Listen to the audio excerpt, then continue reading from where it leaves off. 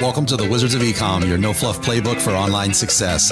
Each episode is fully packed with actionable tactics you can implement in your business right now. Take your life to a higher level and excel in your online success. It's time to work on you and your business. Let's do this. Hello everyone and welcome back to Wizards of Ecom. This is your host Noemi. I wanted to have a special episode. Most people are not talking about it. And the subject for this episode is going to be failure, or failure is success, fail fast, fail forward. Now, this episode, I'm going to record it in two parts. The first part is going to be 5 tips or 5 things that I learned during this journey selling on Amazon or selling a private label on Amazon. For next week, we're going to go through the next 5 things or most important things that I learned so far. Yes, the reason I'm recording this is simply because I see most of the time people are so excited whenever they are successfully achieving something that most of the time I see, and I am guilty of this myself, we're talking mostly about things that we did right. So in this scenario, I want to bring up a few things that we didn't do so well, and necessarily didn't do so well, but we weren't aware of or about at that time.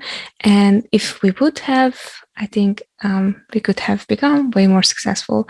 Now, as you can hear, Hugh is in the background. He is our adorable cat who wouldn't stop crying. So hopefully during this recording, it's not going to be that often. Okay, just a sec. All right, so cat is in the other room. Let's hope it won't start meowing. So yes, that's why I wanted to share with you this, because I see that most people are very willing to share their wins. However, I've seen so far that most things I'm learning is from listening to someone else's failures, because those are only opportunities to learn and become better. So this is why I would like to share the things that we've gone through, the things that we've learned, and these are I think, the most important things that I can share with you. These are going to be the first 5, and the first one of this abundance of failures that I will share with you is not ordering enough inventory when launching our first product. Now, obviously, when you're starting, you're a beginner, you have no clue how much inventory should you order beforehand. And that's when things get tricky, because especially if you're going to order from China in this scenario, as many of beginners do, and also as we started and we ordered from, it's going to be usually a longer time until you can ship your items to here to the States, and that's why I would highly recommend to make sure that you have enough inventory ordered beforehand. So there, my tip for you is going to be, when you're going to order your product, make sure that, one, you have at least an approximate of how many of these units you would sell within a month. And the way how I personally go about this was to have my top 10 competitors aligned and see how much they are selling. And then I divided their total to 10, obviously, and then I came up with an average of number of units per month that they were selling. Obviously, here we are taking out the outliers. Outliers are the ones that are selling the most and the ones that are not selling at all. That could be a good way for you to figure out how many units should you sell. Yet again, as I was saying, we actually use this formula. However, honestly, when I started, I've seen that we should have ordered more products, and I actually went on the lower end of the average that we should have had. Hence, here we didn't have enough products. And obviously, this is a very sensible topic, because if you're not choosing the product correctly, you might end up with a lot of inventory, not being able to sell it.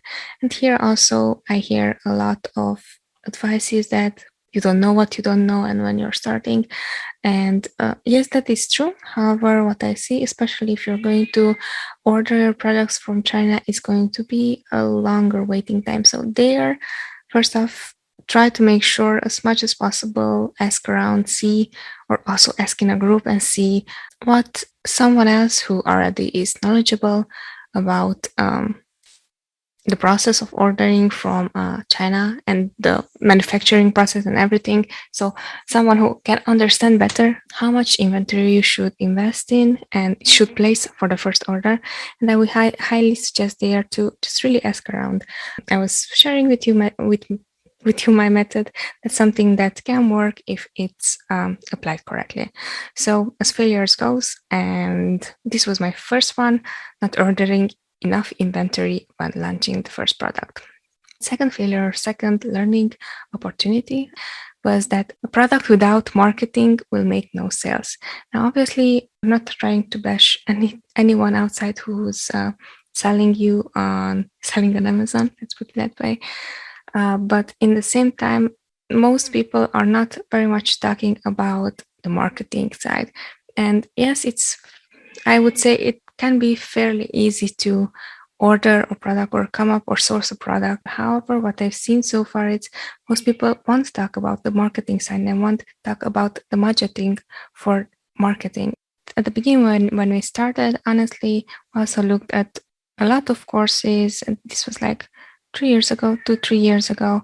And the method that it was used back then was like heavy PPC and campaigns when you're going to start and launch, and that was the game. And also there was ManyChat there. We didn't use ManyChat, but it was heavy PPC launch. We started with $5,000 and we said, okay, I have to find a product that it's like around, like the investment is going to be around $5,000. And then what I've seen, I realized that, hey, I didn't really consider the marketing costs. And marketing costs are super, super important because it doesn't really matter how good your product is if you cannot make sure that everyone sees your product, or at least a huge part of your market sees your product and they are able to buy it. Unfortunately, it won't really matter. So the reason why I was giving you the $5,000, honestly, at this point, I don't really think that it's a realistic way how to think about things, to consider that $5,000 are going to be enough for you for buying the product, shipping it to the US, and launching it, and maybe having giveaways or whatever your strategy will be. So, and also having a trademark, also like brand registry and everything that is during this process. And here, just as a kind reminder to you, you might be aware of all these things. However, when we started, it was like, yeah, we weren't necessarily aware. So this is why I'm saying, when you're going to plan your budget for launching the product, make sure that marketing has 30% of investment there, because once that you're going to start launching the product, you will see it depends on your niche. But as you see, Amazon is like it becomes more and more competitive, and it doesn't really matter how good your product is. Yet again, I'm saying, if you don't have either on Amazon a good play, either like off Amazon a good play, and understand how to market yourself, it's going to be very, very hard. Another tip for you, what we actually used as well, but we could have gone a bit even heavier on it, was using PPC from day one and taking advantage of your honeymoon period. Obviously, your product, when you're launching, will have no reviews. But once that you're bringing, as I was saying, in front of Amazon customers, they will notice your product. And even if it's like your product has 0 reviews and your competitor might have, 1,000 reviews, still, if your product is there in front of them, they are going to consider it. That's why I would highly suggest to use PPC and understand or make sure that you have a good strategy for PPC from day one. All right, the third failure to success was being an early adopter, but relying on only one main strategy. When we first started, we had the advantage of having sponsor brand video ads available to us since we had the brand registry. And we thought that that's the best opportunity ever. And we were kind of the first ones who used this kind of ads on Amazon within our niche, and actually even within our category. And we were like so blown away by the positive results because click-through rates were way more higher for video ads than for sponsored product ads. And we were like, yes, we just found the gold mine. I'm kind of like chuckling now, laughing at myself, like how stupid, or how could you not see that if you have that then it's so easy for anyone else to inspire themselves to do the same thing. Yet we honestly didn't. It went really well for 6-7 months, I would say, until we used this strategy, and it worked brilliantly for us, and sales were coming in, and we were super happy with a very low ACOS where these sales also coming in. And now I'm thinking back, yeah, this was a very good learning opportunity, because it's funny that you're so biased towards you, and you think that just because you figured out something, someone else is not going to use the same strategy. When in fact, if you found something really good, be sure that the exact proof for that thing being good is that other people are going to copy it. So just a heads up there. As I was saying, in our case, it was sponsored brands video ads that really played a huge role in picking up sales very quickly. However, just because you have an early adopter advantage of anything, be sure that once that thing is working, others are also curious to see what's working for you, especially your competitors are going to copy whatever you're doing. And it really went to that extent that our competitors now, or most of our biggest competitors, what they're doing, they're literally copying the exact videos that we are doing, which is, trust me, it's no fun. But the exact ways, the exact angles, the exact way how to use the product. So yes, as I was saying, just because you have first movers advantage, or being an early adopter of one specific, let's say, ad type, or here also we're talking about Amazon Live or Amazon Post or something, that it's actually bringing you sales, be sure that once that you have sales, your competitors will catch up very early. And there, let me see what I jotted down as idea. All right, so have at least 3 sources of traffic, which is, yet you might say 3, it's a lot, but honestly, it's not. It is, yes, it is a learning process how to learn which are the best sources for you. As I was saying, in our case, it was like video ads that really took off, but also we started with Amazon Post, and now we're doing live recordings. I'm still tackling that one. Carlos is a master at it, but just a heads up to you, if you plan on going all in on one strategy, be sure you have at least actually 3 strategies in place, because once that one is going to go really well, the competitors are going to catch up as well. The fourth failure to success here was starting in a way too competitive niche with a Me Too product. Full disclaimer, I had no clue that our product is a Me Too product. Back when we started, with the knowledge that I had, I want to do this amount per month, and I want to choose a product that is going to do this amount per month, and not trying to pick on courses or like on these Amazon so-called gurus who are selling you on a course, but they are going to show you only products that are making the most amount of money. I mean, it's a good play for them to show you those products, because those are going to allure you into buying into the course and buying into the whole process of having a private label sold, and that if they could do it, you can do it too. Yes, that is true. However, here what I notice most of the time, whenever you see that, you don't understand, because you're at the beginning. You don't understand how competitive a niche can be, and you don't understand to make, I don't know, even $10,000 per month, what actually it takes to make that money. And especially when you're in a competitive niche, you will also have to invest a lot of money in PPC adverts or other types of advertising. But on Amazon only, whenever it's a very competitive niche, you will also have to invest a lot of money in marketing, and also you will have to keep investing that amount or even more when you actually plan to rank for important keywords. So that is something that I didn't understood from the beginning, and it come to bite us in the bottom.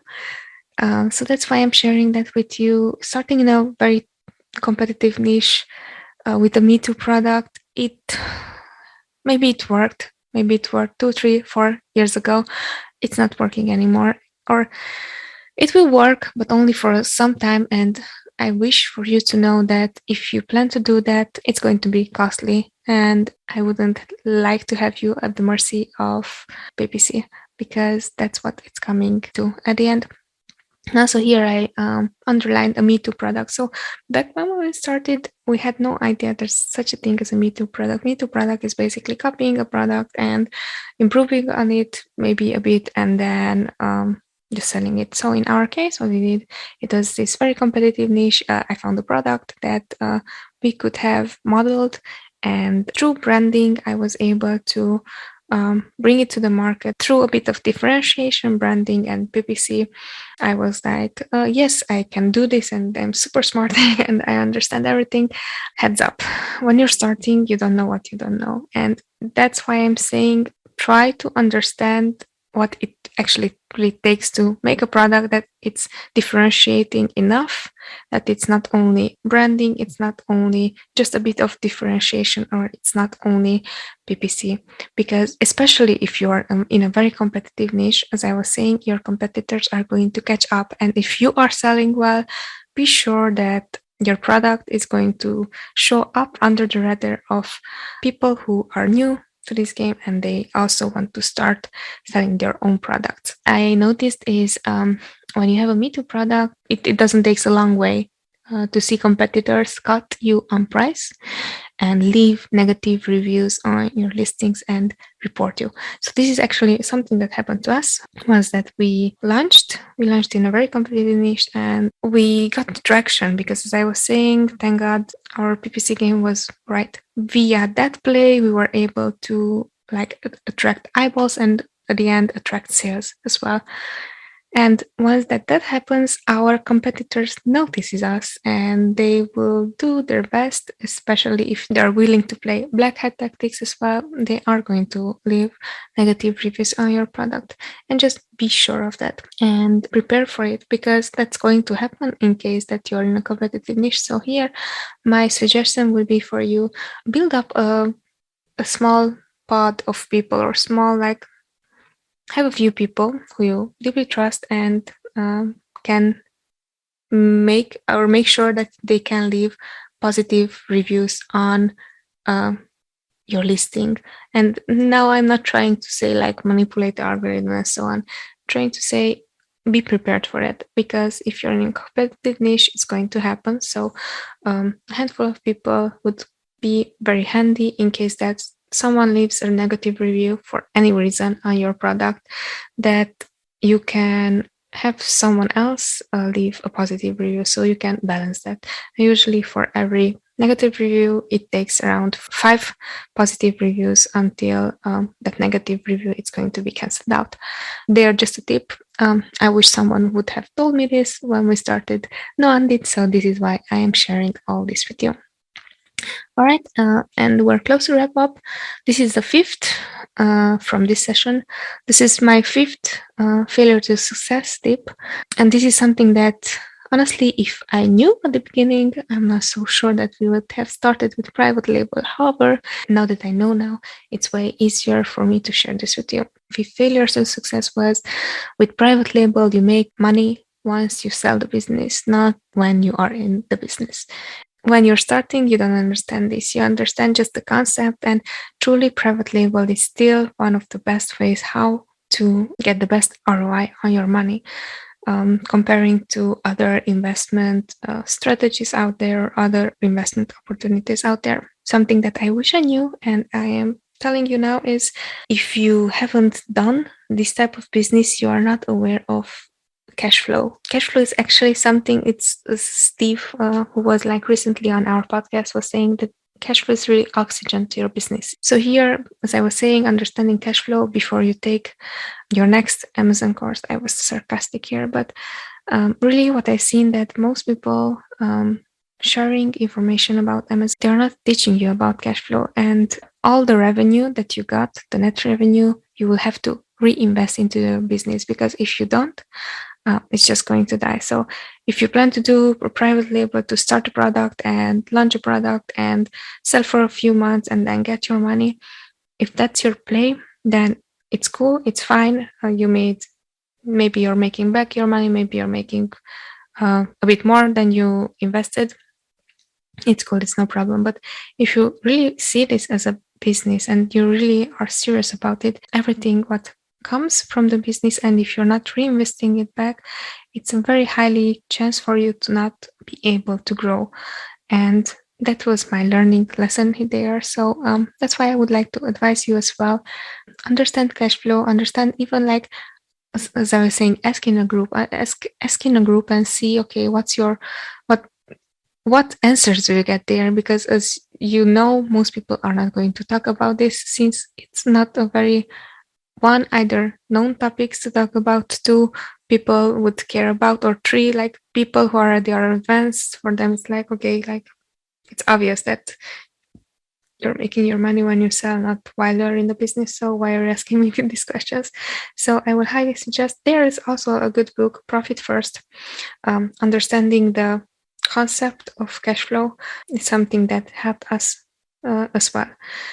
I'm wrapping up with these first 5 tips or failure to success tips that I wanted to share, and I'm going to continue this. Wish you much success. See you next Wednesday. Take care.